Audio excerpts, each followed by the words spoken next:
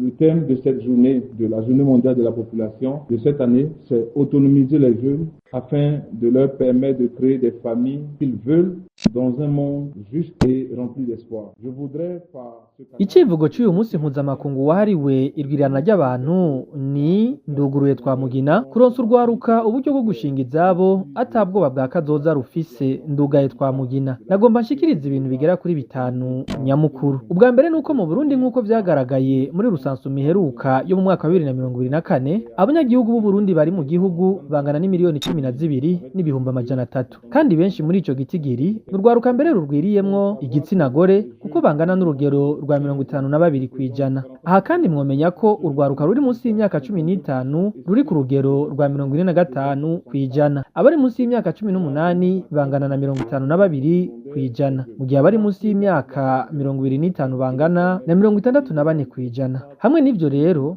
igice c'abanyagihugu b'u Burundi ni ic'urwaruka ruri munsi y'imyaka 17. Kubw'ivyo nimba vy'ukuri dushaka guhindura Uburundi nk'uko tuvyifuza twisunze yambona kazoza ya 2040 na 2060 dutegerezwa gushira inguvu mu rwaruka kugira turushoboze gukura no kwigenga gutyo rushobore guterera mu bisata bitandukanye vy'igihugu na cane cane mu vy'ubutunzi. Ni naco gituma rero FINUAP ibona ko guha uburyo urwaruka hamwe n'ubushobozi mu bisata bitandukanye nk'ubutunzi, ubuzi, ivy'amagara y'abantu, ibijyanye n'indero, iby'ubutegetsi n'ibindi ari ibintu by'agaciro cyane kandi by'ingenzi. Twashaka kandi kuri uyu munsi mpuzamakungu wahariwe irwirirana ry'abantu kwerekana akamaro n'inyungu ku gihugu kimaze gushiraho amategeko ngenderwako ku banyagihugu baco, ingene bica byoroha kugenzura abo banyagihugu kuva ku bato gushika no ku bakuze. Murazi ko urwaruka rwifuza kuba abavyeyi nko ku Burundi hoho niko biri. Ni naco gituma muri FINUAP twakoze ivyigwa kugira turabe ingene urwaruka rwifuza kugera kuri urwo rugero muri kino gihe hariko haza ibintu byinshi bijanye n'iterambere ririmo ubuhinga ngurukana bumenyi hamwe n'ibindi.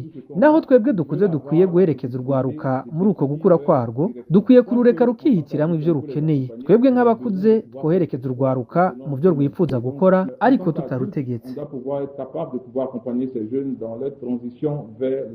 Cela sous-entend qu'on peut leur partager nos expériences sans le leur imposer.